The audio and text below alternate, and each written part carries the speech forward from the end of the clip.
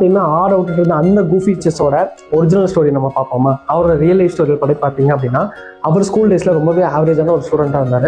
அவர் school டேஸ்ல வந்து க்ரஷை Impress பண்றதுக்காக இந்த செஸ் கேம் வந்து அவர் ஸ்டார்ட் பண்ணியிருக்கிறாரு. சரி, அப்படியே வந்து ஃபர்தர் போகுது, ஸ்டடீஸ்லேயே ட்ராப் அவுட் ஆகிட்டே இருக்கிறாரு. அவருக்கு வந்து கமிட் ஆகலாம்னு ஆசையோடு இருக்கிறப்போ வந்து அந்த பொண்ணு இன்னொரு பையன் கூட கமிட் ஆகிட்டு போயிட்டாங்க. உண்மைதான்.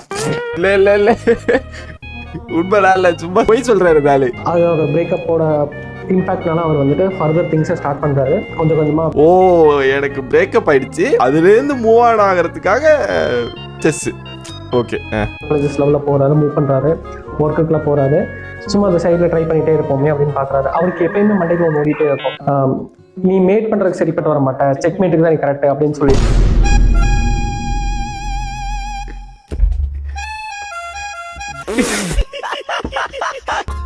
அனுப்பிவிட்டு அவங்களோட எக்ஸை நினைச்சு சரி நம்மளும் ஒரு நாள் மேலே வருவோமேன்ற ஒரு ஆசையோட வீடியோ போட்டு அந்த நபர் தான் நம்மளோட குஃபி. நடக்கணும்னாலும் அப்படி நடக்கணும்னு சொல்லி சாப விட்டு கேட்கிறோம். என்னையா சாப விடுற?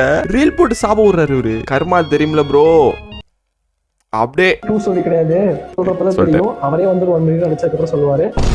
அது நீங்களே ஒண்ணு முடிவு பண்ணிக்கிறீங்க. 1 மில்லியன் அடிச்சா நான் ஏன் சொல்லணும்? அப்படி ஏதாவது இருந்தா கூட பரவாயில்ல, ஒண்ணும் கிடையாது. டம்மி, இவன் டம்மி தான் போட்டிருக்கு.